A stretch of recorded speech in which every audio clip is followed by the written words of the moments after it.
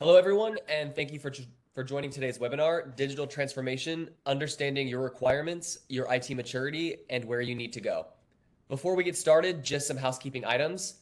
Everyone is muted and your video is off, but if you'd like to ask a question, please feel free to use the chat feature or wait until the Q&A portion of the presentation, and I can unmute you if you'd like. This webinar is being recorded and will be sent out to you afterwards. And lastly, if you have any follow-up questions after the webinar has ended, please feel free to email solutions@dyopath.com with your questions and we'll get them directed to the right person. So getting started, I'll introduce our panelists. First off, we have James Melcher, our CTO of DYOPATH. And secondly, we have Matt Briggs, our Director of New Business Development. So from here, I'll hand it over to you guys. Thanks, Charlie. Good morning, good afternoon, everyone, and thank you for spending time out of your busy schedule to participate in DYOPATH's first webinar of 2023. So go figure, the new year feels like a distant memory. So thank you for coming along with us. James, Charlie, and I are excited to have you along for the discussion. As Charlie mentioned, I'm Matt Briggs, Director of New Business Development at DYOPATH.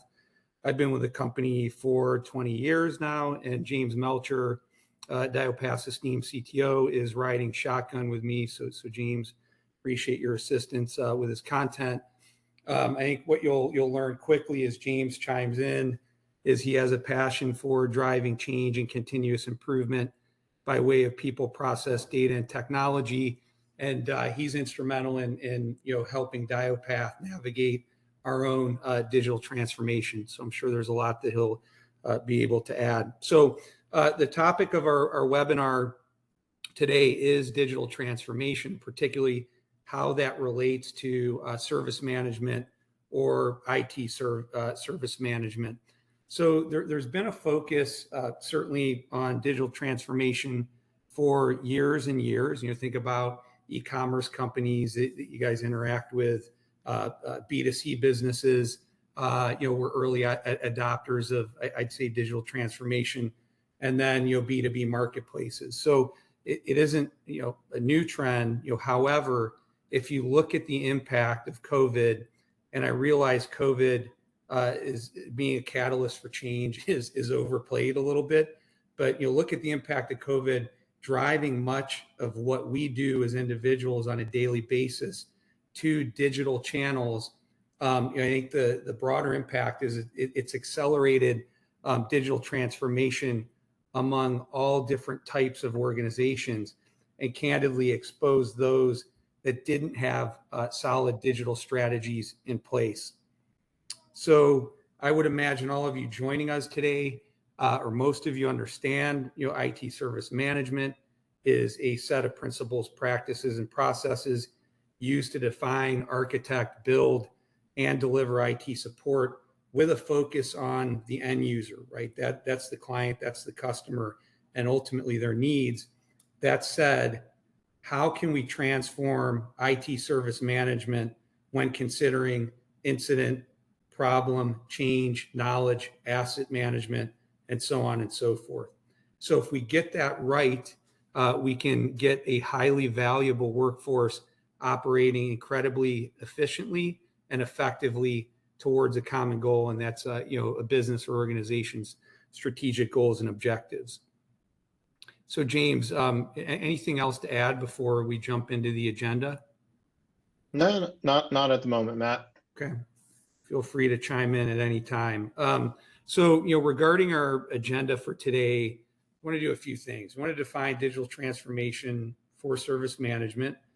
We want to explain some of the reasons it's important to make that shift. It is a heavy lift. Digital transformation is a major undertaking that can create deer in headlight scenarios and vapor lock. So we'll talk about really tips on how you might get started. And James and I will also key in on cultural shift that needs to occur, how critical standardization is, observability, and why the end user or client experience should always be front and center as you step through the process. So before we dig into the meat of the presentation, I'd be remiss if I didn't quickly remind you or orient you on who DYOPATH is and I promise to make this brief. So simply put, DYOPATH is a 700 employee, privately held IT outsourcer headquartered in Houston with domestically and internationally located service centers. Throughout the 25 years of us operating, we've taken a business first approach in order to ensure that technology is truly enabling and servicing an organization to meet those strategic goals and objectives. Alignment to operational security frameworks like ITIL, SOC 2, NIST 800-53, along with deployment of tools, process, and people that are next gen, allow us to deliver best-in-class services within the IT outsourcing space.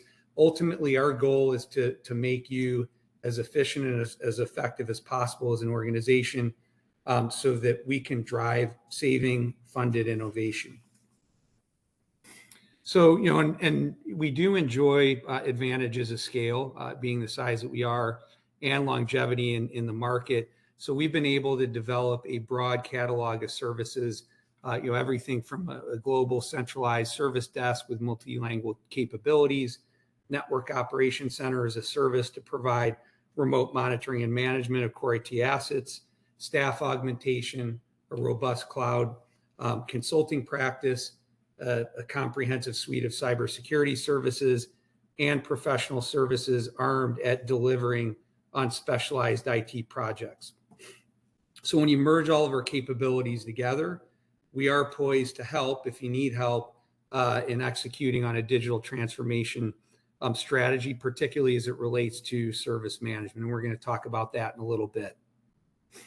So what is digital transformation for service management?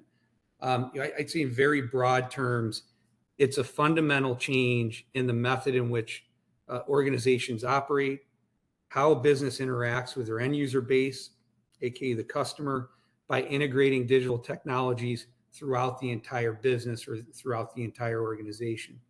If you look at digital transformation through the lens of service management, it's the process of identifying, standardizing, creating processes so that traditionally manual or very labor-intensive tasks can be automated in order to provide an exceptional client experience.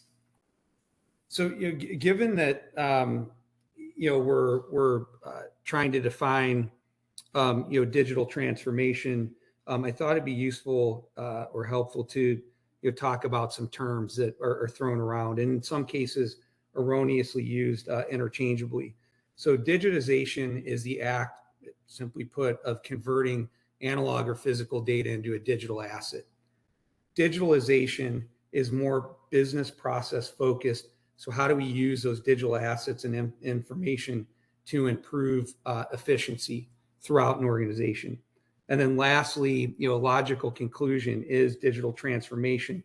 So how do we take digitalization further by having that digital tech proliferate across the entire organization, and ultimately extend all the associated benefits to the business? And again, we're going to talk about those benefits in a little bit. So James, anything so far? Yeah, if you don't mind jumping back one slide there. Yeah, so one of the key things I think just from looking at this slide is just the maturity behind the scenes, right? So understanding, like Matt said, is taking that analog information or even like paper-based information and digitizing it. There's a certain level of maturity that goes along with this process moving from left to right. So understanding what you have, what the process procedures you have in place, and moving it to be more transformative. The other piece to this, I would say, really is when it comes to service management, is the shift is really making service management a major enabler for the organization to be able to move quickly through this process. And I know we'll touch on that in a little bit as well, Matt. So yeah, thanks, James.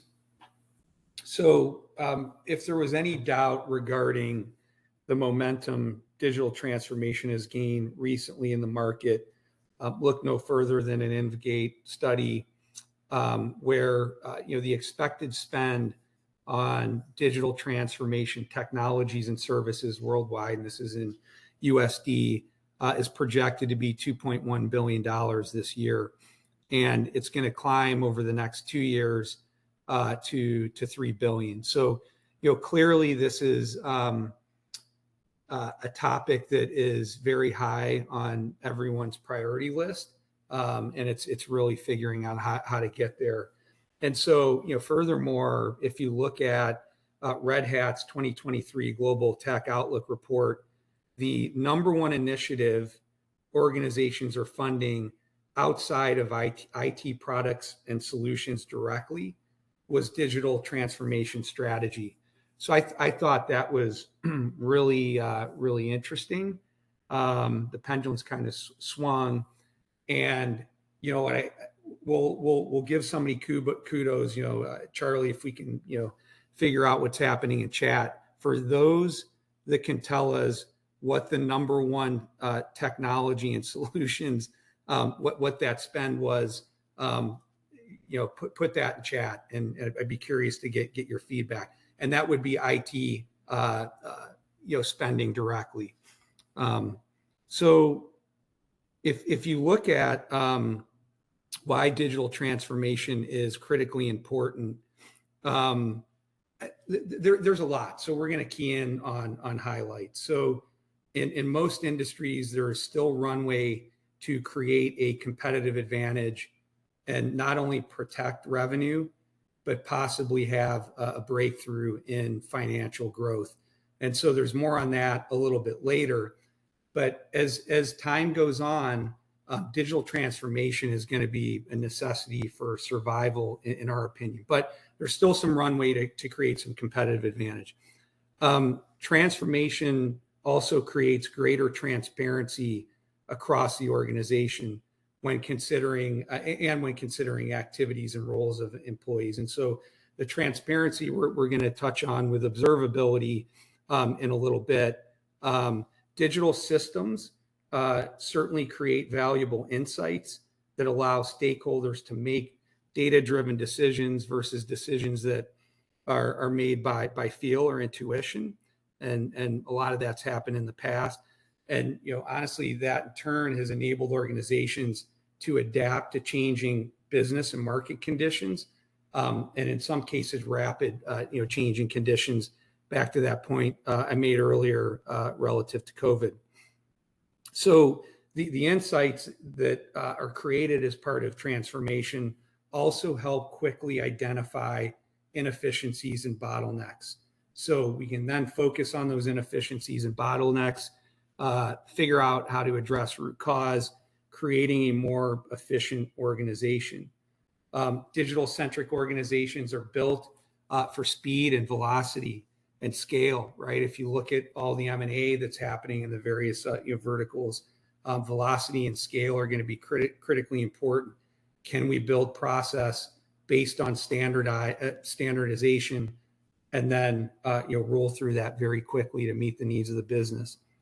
And then, if an organization gets digital transformation right, it can have a tremendous impact on the end user if we look at it from a service management perspective. So that's going to assist in recruiting and overall retainment of that very valuable base of employees. So James, anything to add here? Yeah, I mean, from this piece of it, really, when we talk about digital transformation, I like the component where it's less susceptible to disruption. And in all reality, setting up digital transformation, it is a risk mitigator, right? It's a way to combat those disruptors out in the market. And Matt, you brought up COVID. COVID disrupted a lot of organizations that were really low in maturity from an IT perspective, right? Some that already went and kind of took that digital transformation journey or started to look at their organization from that perspective.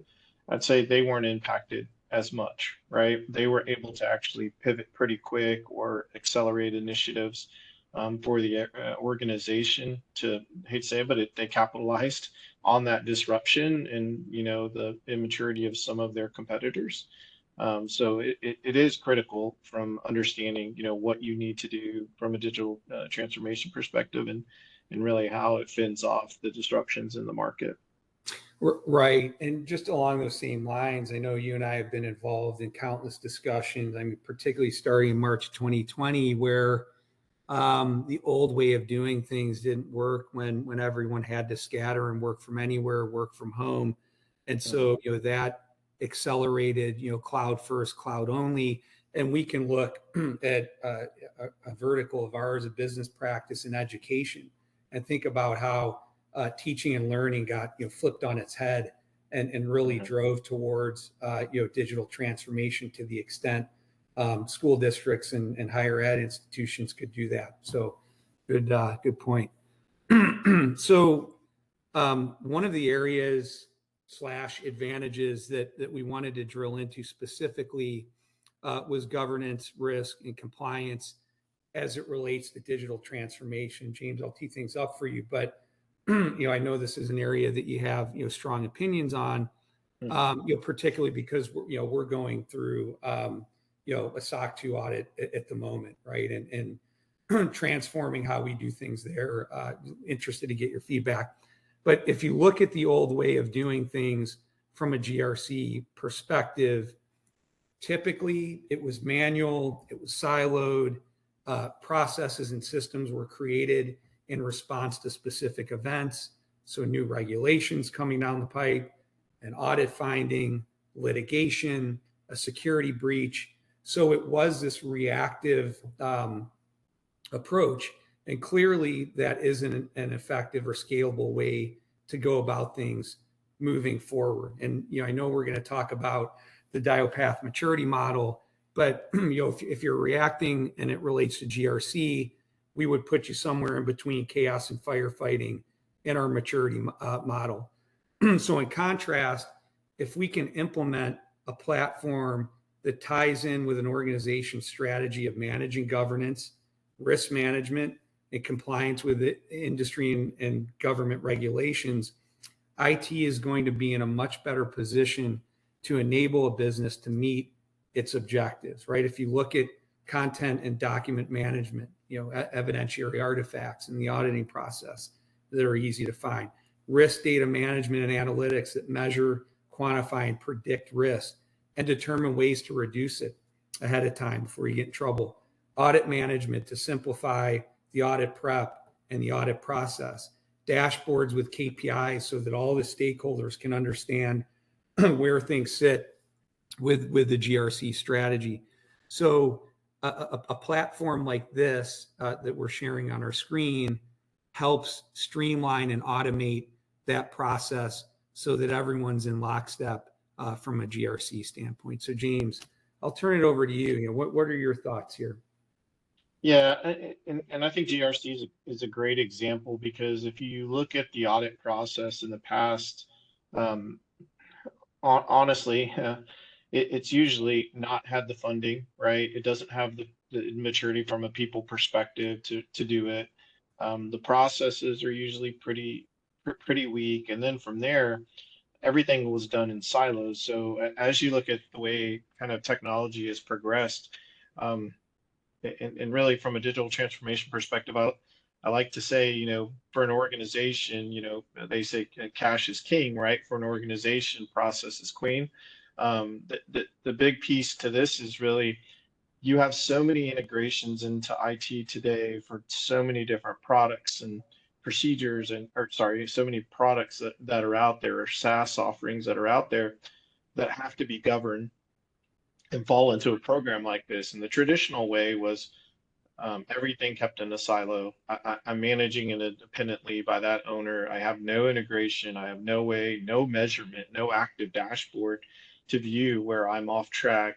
If I do roll out a system, how does that system fall within that program? It's usually, unless you're high maturity and you have proper change management and process, and you have a PMO that's tracking that, you wouldn't get it into that program, right? It usually dings organizations. So building in more of an automated kind of mechanism that interacts with your IT systems, your monitoring systems, your identity access management systems, you name it, to pull in real time the artifacts, give you how you are complying or measuring against that regulatory compliance that you have.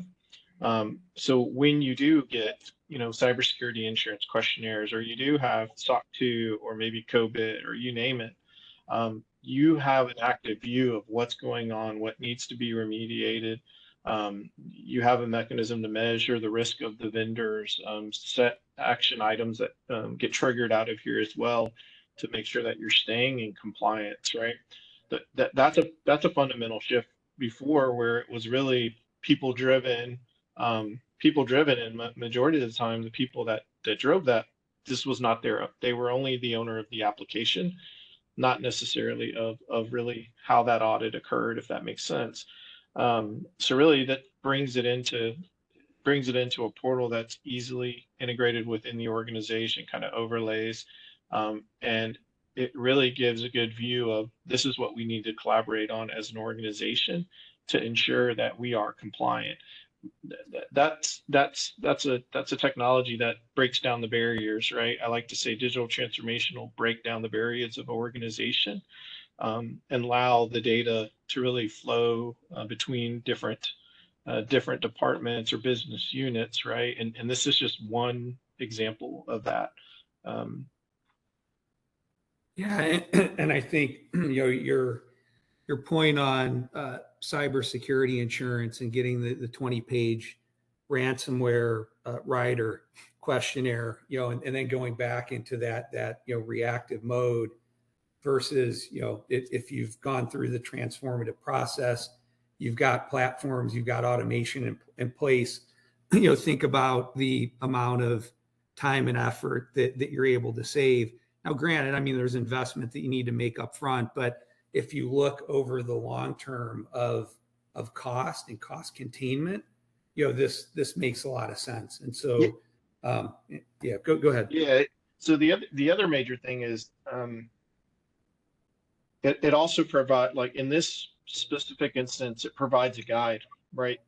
You're creating a framework and controls that you abide by and the organization is abiding by. And by doing that, it's not so much of also I got these questionnaires and I need to go implement these issues and you're being reactive, right? No, you're publishing back to them and saying, I align to this, and here's my controls, and here's my artifacts, and here's how I prove where I'm at and how I align to. That's more than what they're asking for, right? Right. So that's the shift of, you need to be more proactive, more predictive, and you are the one pushing back, saying, here's what I have in place, and you're automating that, right? Versus always being on your heels, and fearing what that document's going to say, or what you have to provide them, right? It's a completely different, way of operating. Right. And from our standpoint, maybe even a necessity, right? As we've gone through our SOC 2 over the last couple months. So thanks for the feedback there. So as we pivot to broaching the subject of how to start on the digital transformation journey, or how to restart, if there was a failed attempt in the past, James, you and I have talked about many times, it begins with the evaluation and ultimately assessing of people, process, automation, and governance, data.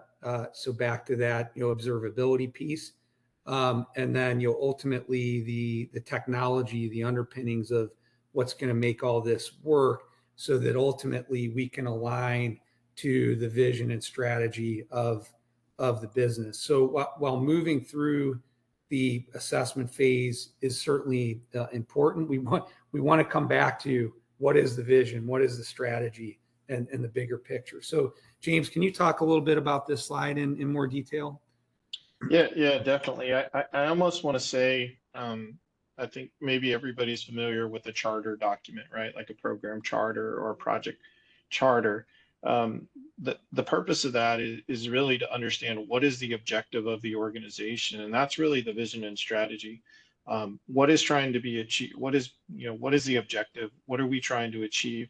Um, what are we trying to do with digital transformation? It is a very broad statement um, that I think gets overused, and you have to focus it to what is really trying to be achieved within the organization, and you have to be very concise in what those goals are, because as Matt stated, if you're trying to reboot digital transformation, if the objectives are not clear, um, you're going to fail. If you don't communicate properly to the user community what the objectives are, and take the cultural component into play, you will fail. But really, from this perspective, is once you have that defined vision and strategy of what the objective is, it's analyzing the people in those departments, right? The skill sets. Are they capable of making the change with the new technology, new automations, with the RPA stuff that you might be implementing? Understanding the maturity of your process, the processes that you have. How do we really do things? What is the day in the life of those people? What do they go through? How are they governed? How is that going to change, right? And really understanding this is how we drive efficiencies, either through automations, through just redoing the processes themselves, pushing the process down to an end user versus groups, right? The other major one is really the data. I think the big thing is data needs to definitely be broken out of silos. For digital transformation to work, it really needs to be able to kind of traverse any business unit. So anything from, your sales and marketing all the way down, all the way to really finance, in different parts of your business units. That data needs to not have barriers, has to be controlled, but it cannot have barriers if you really want to take advantage of some of the process automation initiatives, right? And then really just the technology. Once you have those type of things defined, and understanding, the people, the process component, understanding the data that's attached to those things, then it's what are the technologies that I need to put in place to really push that forward and to align to that vision. Yeah, thanks, James. And I know we're big at DYOPATH in general on operational maturity matters, right? And if we look outside of digital transformation, an organization has to be at a specific maturity level to consume services successfully, like a centralized service desk or NOC or depot services. So the same can be said for if you're going to embark on a digital transformation journey and project. It's not only important as to where you start the journey, but also how you start the journey. So James, can you explain minimum requirements to start, and why we feel this way, and talk us through this one in a little bit more detail, please? Yeah, not a problem. So really this slide combines IT maturity with digital transformation. And one of the biggest things that most organizations, I think, have to realize is understanding where do you reside from an IT maturity perspective. And we always we go back to people, process, data, and technology. Are you in a chaotic state in any of those areas? If you do, you really need to start understanding, what do you need to do to progress, right? So understanding, having an assessment that gives you a good synopsis of where do you stand, what do you need to do next, and then moving more to the reactive, right, where it's more now on project and standardization support in either people, process, data, or technology. Once you get to that state and you can start moving more into that proactive, where you understand your people are being more proactive, your processes are more proactive, your data and your technology are more proactive, then basically what can occur then is you have that observability. You're able to have more proactive support services like the centralized, service desk, infrastructure, cloud, and security. But that is the basis, really, where digital transformation can start. Because if you don't have that observability and the standardization in place, it is extremely difficult to start the digital transformation journey. You can't start being more predictive and automate those things with a non-standard, or what I would just say is a cracked foundation. You really need to have that stabilization, that observability and standardization in place to move forward, to start moving into what is digital service management, with automation platforms utilizing AI and ML capabilities and even RPA capabilities, which makes you efficient and it really makes you efficient. That allows you to start, that really allows you to start moving more towards digital transformation, setting you up to continually innovate and to mitigate any threats, any disruptors in the market as well. Yeah. Thanks for that, James. Okay, so with all that said, if we were to plot out a roadmap on a napkin, it looks something like this. We want to determine or gauge the maturity of an organization. We certainly want to assess people, process, data, technology.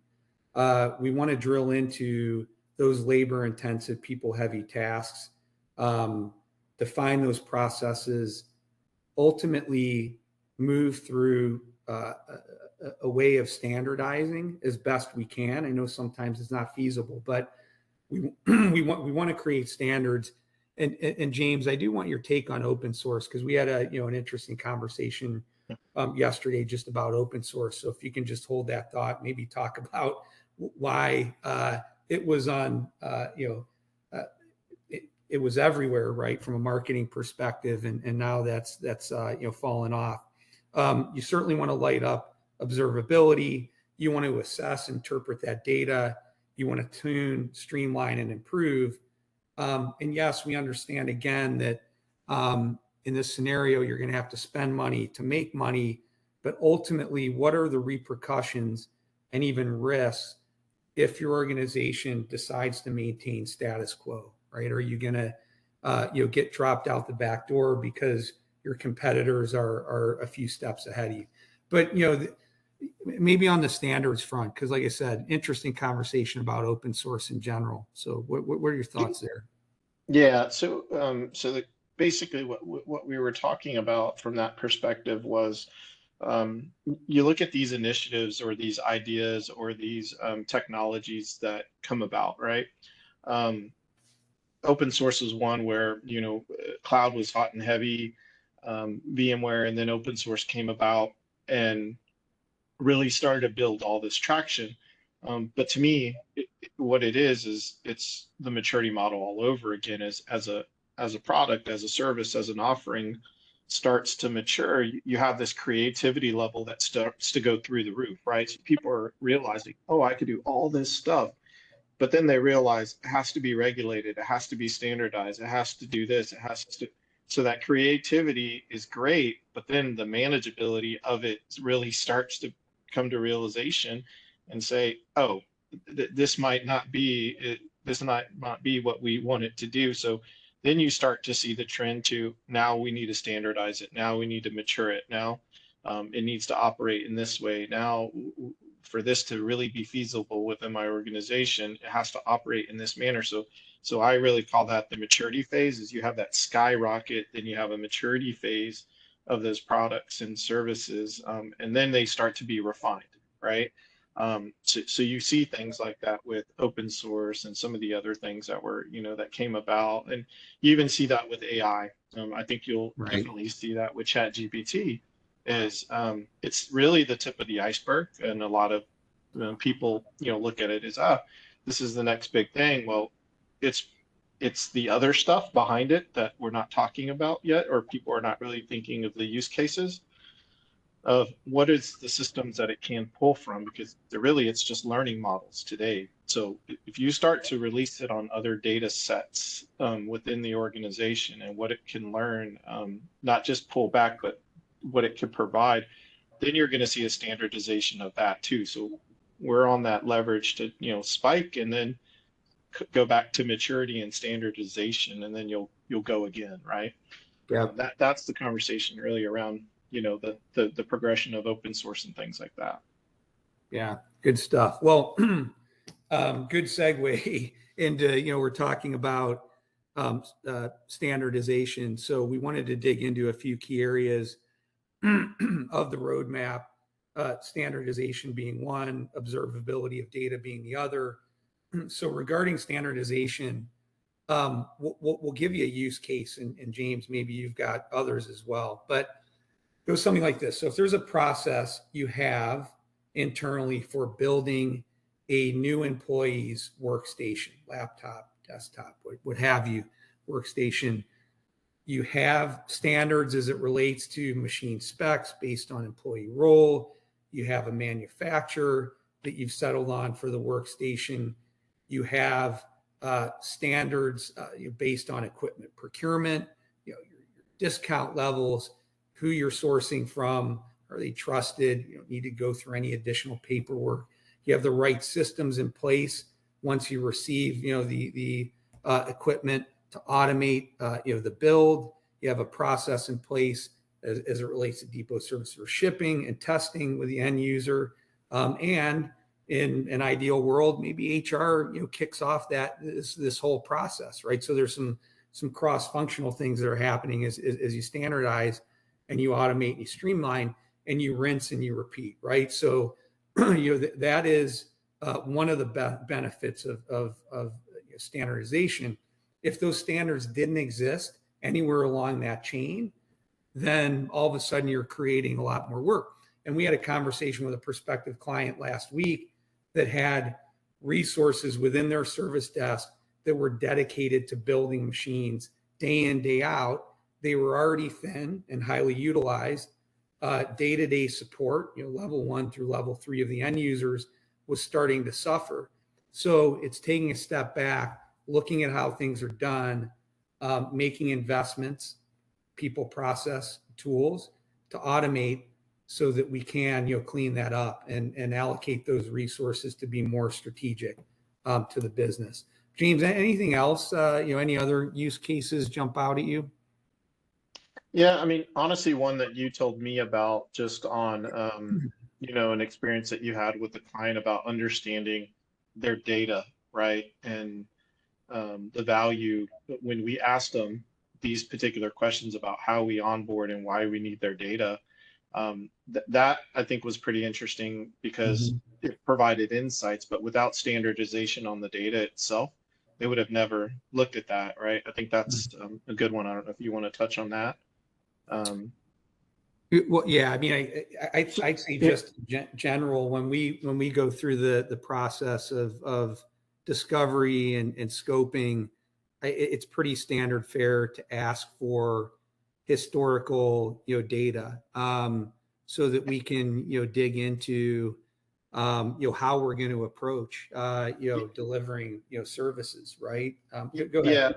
Yeah, I think really where I was going was a lot of people don't realize why they standardize their data or the structure of their data, right? And where I was going was when you do that, the insights that you really garner from that data, and we'll say ticket data, right? It can give you significant insights into that particular data. So patterns, project patterns, inefficiencies, deficiencies, those type of things. But that's one thing. The other thing is when you standardize on these tools, you standardize on the data that's coming in, but also when you do that, you also have the ability to really look at the unstructured data that's within these tool sets, like notes and other things like that. And this is where the whole digital transformation piece comes into play is if you can standardize and have those integrations and have those type of things, then you can also start looking at the unstructured data, which, I mean, I think the statistics was like the world is like like 90%, 95% unstructured data versus really structured data. It's really, we've not even touched the tip of like what we really can do from that perspective. But standardizing the tool sets is like the baseline for being able to um, on really is the baseline to start the process to tap into that stuff for efficiencies and those type of things. Without the standardization, without those type of things, it's kind of a recipe for failure for sure. Right. And I'll just, one other one, we did an assessment recently for a mid-sized logistics firm, located in the Midwest. And, they had 17, 18 locations, distribution centers. And one of the things we dug into was network. And there were 5 or 6 disparate OEMs, manufacturers that were deployed at the various locations. And I'm sure part of it had to do with turnover and what folks internally were comfortable with, but the lack of standards has created, I'll just say, an administrative nightmare. And they've got plans to roll out service-defined WAN, secure access, service edge, and so. But before we can do that, I mean, really, we've got to step back, pick a manufacturer that's going to serve the business and the goals of the project best, and then march ahead. And so that was another one that jumped out at me. So observability, we love this. The data tells a story, right? And it gives us such valuable insights on what to do now and what to do in the future. So as far as mining, collecting, and observing, accessing the data, this is the way to gain insight across the organization, again, to make fact-based, data-driven decisions. So if data is unavailable, if it's siloed between departments, if it's there but it's not being reviewed and interpreted, then honestly, it's going to be very difficult to evolve. Sure, you can continue to make gut-based decisions. Intuition's going to lead you, but I think that's going to be a challenge. And as another example, if you look at service desk and service management, data observed and assessed, and these screenshots are coming from our instance of Power BI that's hooked into RMM or ITSM or contact center. That may lead us to identify a chronic or systemic problem. And ultimately, we can go and dive into problem management versus looking at a singular ticket and addressing an incident and band-aiding things. So that is an example that jumps out at me as far as observability. And I know it's a little bit trivial, but it's critical. This data needs to be collected, mined, and you need to take action on it. So James, what do you have to add here? Yeah. I think the other piece really is observability from not just like how tickets are handled and how, but there are things like customer effort score, right? That are insights that can be really valuable. So especially when you're talking about digital transformation, is if we continually see negative scores on this is how long it took, or this was a poor experience, and it's consistent with particular types of applications, services, processes, those are really key indicators to say we need to drill into that, because this could be not a tech issue, it could be a business process issue, because it's so cumbersome for IT or even kind of the tech, potentially maybe the application owner within the business unit as well, right? And when you don't realize that or don't see that or measure that, great, you're closing tickets and you're meeting SLAs and all those things, but what you're really not seeing is the underlying issues from your end users, right? Those are some of the most critical things to really start to look at too from observability. So I wouldn't say just only look at your KPIs and SLAs, but the customer experience when utilizing products and services that your organization expects them to use on a daily basis is critical. That observability is required. Yeah, absolutely. And I know you talked about, and I've mentioned data being in silos, Hmm. based on, department within an organization. And I mean, this isn't a plug, but, automation platforms Hmm. like, Datadog and the Hmm. like, that pulls in from everywhere so that we get that level of transparency and observability that we need. Do you want to, comment on that, how we do break down those barriers? Yeah, yeah. So at the end of the day, like we were saying, is for organizations really to transform, um, and even from a service management perspective, data has to traverse the entire organization. So if you look at IT, and let's take observability and predictive analysis and some of those things. Um, Being able to use tools like Datadog and some of the others, you're what you do is you map now the business application, what it does in revenue time, um, to a tool in a visual way to show, here is my business units, here are my applications, here's the criticality of them, here's the costs associated to downtime in a visual format. And below, you're mapping out.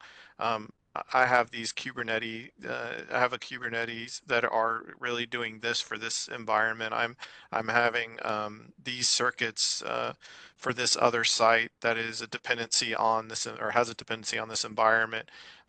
When you start to map all that together, and you have that observability, or looking at that from that perspective, and pulling in, the financial data tied to those business systems, or even people, decision making of, this is taking too long or costing us too much money. We need to shift, right?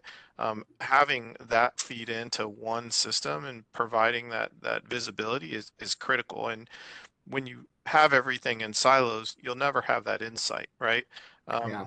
You're even your change management process associated with it. So looking at, I need to make a change on this system. Great. Knowing and mapping it down to say, if I take this system down for 4 hours, it's going to cost our company $600,000. The other side doesn't look at the fact that, oh, it's just taking a system down. They don't realize that the amount of revenue that's being generated by those systems. So that drives the conversation to say, we need to build this differently, because we can't take $600,000 hit every single time we take this down every quarter, right? So it's stuff like that. Where having that data together and painting the overall picture is critical. Yeah, absolutely. Um, so on to culture. It's been very well documented that companies that and organizations that are preoccupied with technology, structure, and process at the expense of people, and the cultural shift that ultimately needs to occur as part of this transformative process, are less likely to succeed in the digital transformation efforts. So I'd say more specifically, the leadership team need to get on the same page as far as messaging and why the evolution is in the best interest of the business, employees, clients, partners, stakeholders, equity holders. They need to be speaking the same digital language. And I saw that, multinational Bear, who's gone through major digital transformations in their business units, they send their executive leadership team, back to school, so to speak, for 3 weeks to kind of frame things up and kick things off. Digital transformation isn't going to happen without a digital culture, being established. And again, that's a success criteria. So, make no mistake, the shift is going to be disruptive, and, timing is going to be important on when you can absorb, some of the disruption. But, organizations that are internally focused, will need to swing their attention outside the organization or outside of IT, right? If we're looking at service management and supporting end users. How do end users and customers like to work? How do they want to be communicated with? What can be automated for a better experience?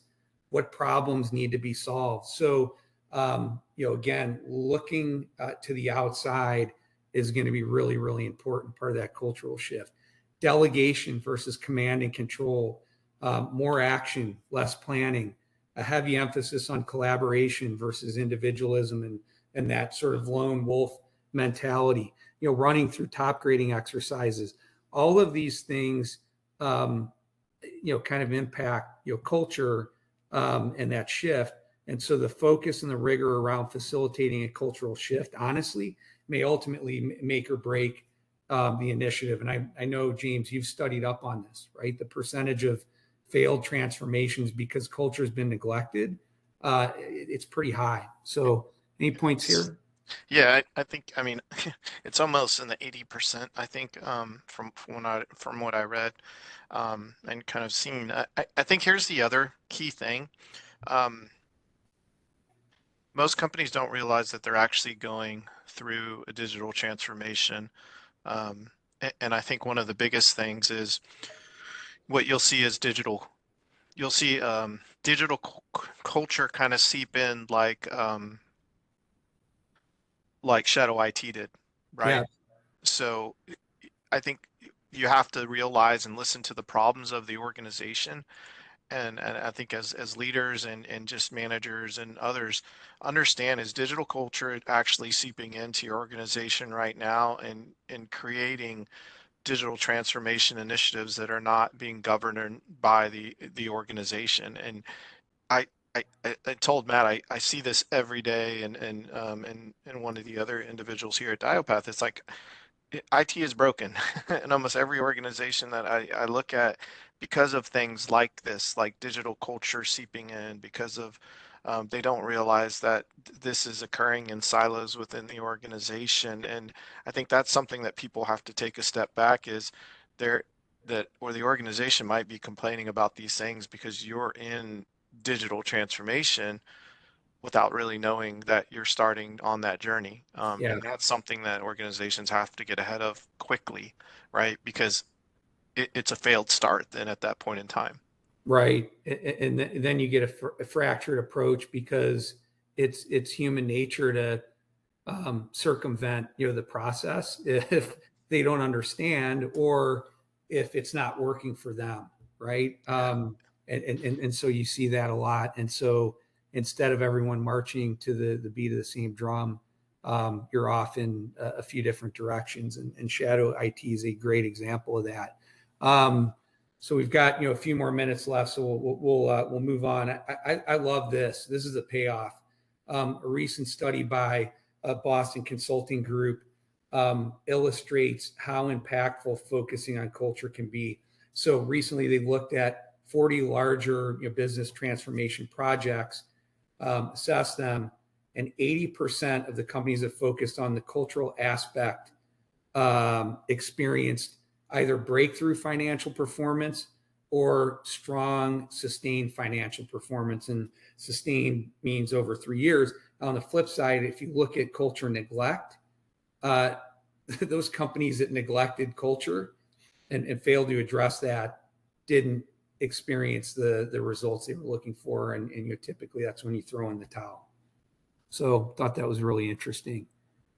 And then, I would say, last, but certainly not least, back to please keep the end user or client experience front and center in the process rather than the tech, rather than the underpinnings of digital transformation. And, we've had some interesting internal discussions, right, around the personas of various end users or end user groups, client personas in general.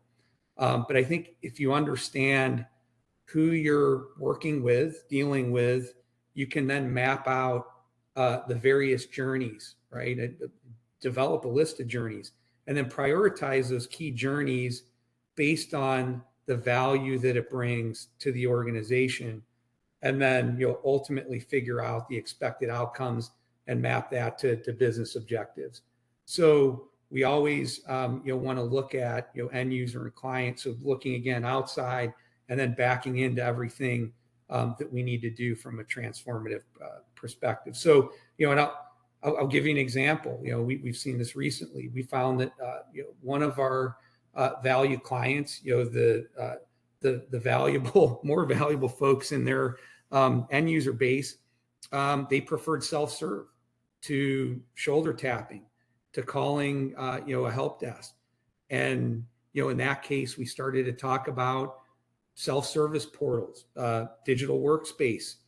How can we enable them to help themselves? Because ultimately we're going to keep that portion of the user base that was responsible for driving revenue more productive. Honestly, they were happier. They have to sit on hold and wait for somebody to help them. And we're also minimizing long-term cost of support, and we're reallocating resources to be more strategic to the business. So James, any points here? Yeah. I mean, yeah, I'll touch on one. I mean, and when we talk about client-centric focus and digital transformation, I'm going to throw a little bit of like AI and some of the things that maybe Matt, this does go to the next the next item. Maybe it's a bridge to that, but some of the things that even ourselves, what we're looking at doing and how we are digitally transforming ourselves is you look at things like ITIL, and you look at, I'm going to use knowledge management. And this is a conversation I had this week, is even knowledge management itself is outdated, and you start to look at things like Chat GPT and things like that, and other chat capabilities. At the end of the day, opening up those systems and making sure that they're not siloed, so that really the analysts on our side have the information at their fingertips. A knowledge article is great, but they don't have the time to read those things. So being able to have internal chat support that are pulling from repositories of data like that for clients, for any type of information, and giving it to them instantly, right? Those are digital transformation initiatives too. Like if you start looking at scenarios of how it's being utilized and how people are looking at it, how it's transforming MSPs and those type of things as well, and just organizations themselves. And really that is the shift of how do we do more down to the user level with those personas, and how are we enabling those individuals. So yeah. And then look, we're almost at time here, so yep. I'll keep this brief. If we bring this all together, and we don't want this webinar to be a commercial on us, we want it to be more informative and educational. But if we were to tie it together, it's coming back to the slide James touched on earlier about maturity.